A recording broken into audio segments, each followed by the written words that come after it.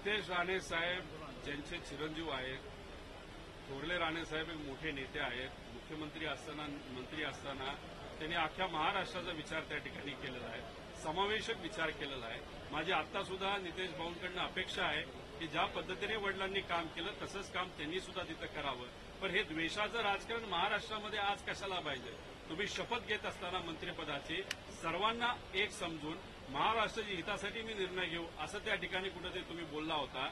आता तुम्हाला ज्या विषयाचं मंत्रिपद मिळालेलं ते सोडून तुम्ही नको त्या विषयामध्ये जात असतात तर मी मुख्यमंत्र्यांना विनंती करतो, एक द्वेष पेरण्याचं मंत्रिपद त्या ठिकाणी काढण्यात यावं आणि त्या मंत्रिपदाचं कॅबिनेट मंत्री हे नितेश भाऊंना त्या ठिकाणी करावं.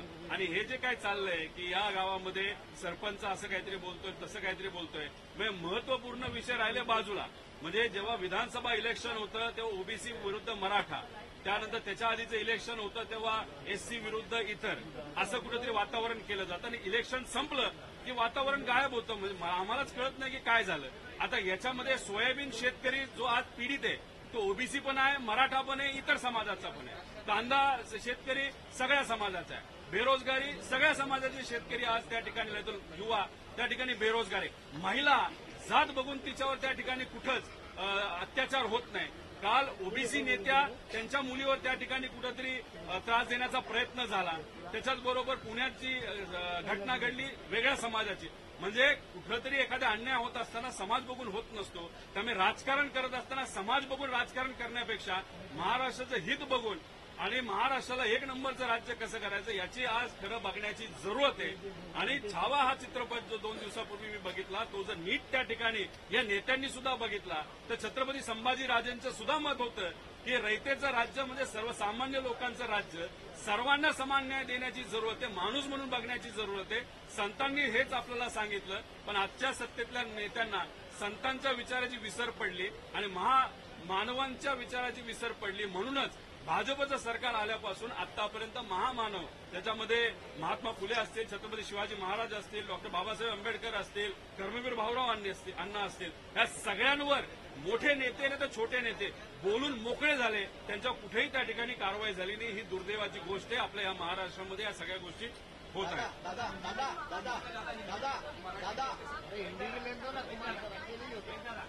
माझं एकच मत आहे, विरोधी पक्षांनी आता एकत्रित आलं पाहिजे आणि लवकरात लवकर विरोधी पक्ष नेता कोणाला बनवायचं हे ठरवलं पाहिजे. पण विरोधी पक्ष नेता बनवत असताना आक्रमक जो नेता राहील त्या नेत्याला त्या ठिकाणी केलं पाहिजे. आणि बाकी पक्षांनी सुद्धा, एका पक्षाचं नाव पुढे आलं तर बाकी पक्षांनी सुद्धा त्याला पाठिंबा देण्याची जरूरत आहे. सत्तेत असणाऱ्या लोकांमध्ये कुरघुड्या असतील, पण विरोधात कुरघुड्या ज्या नाही आहेत त्या उगाच कोणाला वाटू नये की त्या आहेत. त्याच्याच बरोबर एक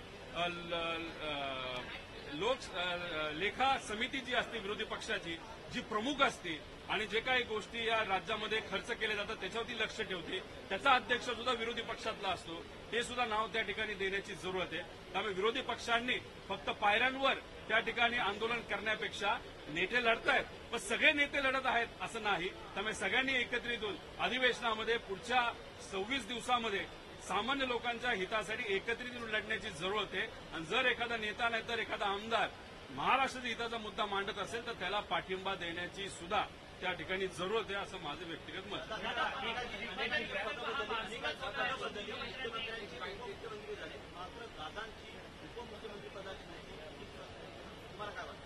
चांगली गोष्ट आहे, दादांसाठी चांगलंच आहे ना आणि त्यांच्या नेत्यांसाठी. आता फक्त प्रश्न एवढाच आहे की आता कुरघुड्या ह्या शिंदे साहेबांवर मोठ्या प्रमाणात होत आहेत. आता जसं शिंदे साहेबांचा हिसाब हा बीजेपीकडनं संपवला जाईल त्यानंतर मग दुसरं लक्ष हे अजितदादाच त्या ठिकाणी असतील. त्यामुळे माझं एकच मत आहे की ठीक आहे, आज तुम्ही सत्तेत आहात, फक्त भाजपबरोबर असल्यामुळे जरा काळजी घेण्याची जरूरत आहे.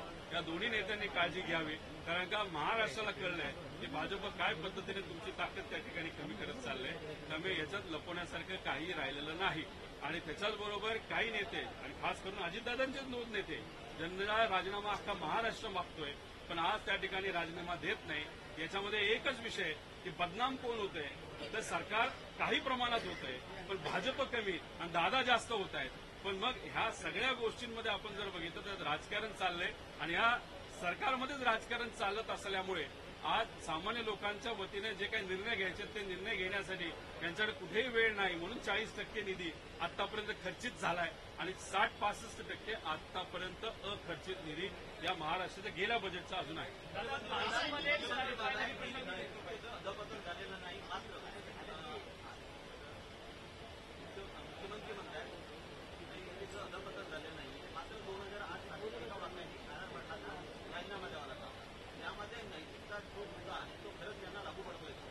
मी तेच म्हणलं की नैतिकता नसणारं अनैतिक सरकार आहे एवढंच या ठिकाणी तुम्हाला सांगतो. आराराबांनी दाखवलेलं आहे, अजितदादांनी तिथं दाखवलेलं आहे, पण आजच्या या सरकारमध्ये कुठेही त्या ठिकाणी अशा पद्धतीने निर्णय घेताना दिसत नाही.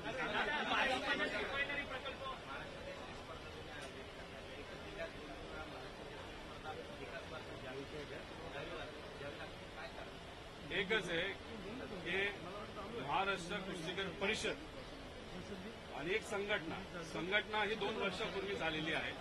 राजकारण डोळ्यासमोर ठेवून त्याच्यामध्ये ती स्थापन केली गेली होती आणि गेले 60-70 वर्ष ज्या संस्थेने म्हणजे परिषद यांनी महाराष्ट्र केसरी त्या ठिकाणी घेतली त्याच्यावर कुठेतरी अन्याय होत होता. आम्ही कर्जत जामखेडमध्ये फक्त परिषदेला विनंती केली की आम्ही तिथं आयोजन करायला तयार आहे, नियोजन तुम्ही करता का, आणि नियोजन करण्यासाठी परिषद आता तयार त्या ठिकाणी आहे. त्यामुळे आता सगळे नियम या परिषदेचे असतील, आम्ही फक्त व्यासपीठ त्या ठिकाणी देणार आहोत.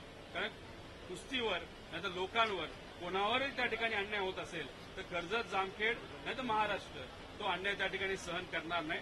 जेवढं जमतंय तेवढं त्या ठिकाणी आम्ही करतोय.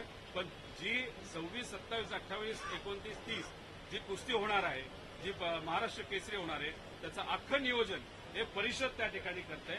आम्ही फक्त आयोजनामध्ये त्या ठिकाणी लक्ष घातलेलं आहे.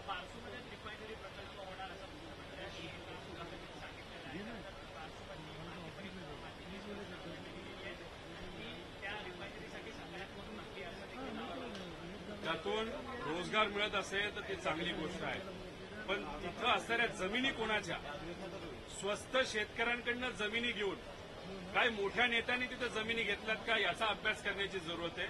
समृद्धी महामार्गामध्ये असंच झालं होतं, शेतकऱ्यांना कमी पैसे मिळाले, पण ज्या लोकांनी समृद्धी मार्ग होते हे कळल्यानंतर जमिनी घेतल्या होत्या त्यांना त्या ठिकाणी नफा झाला.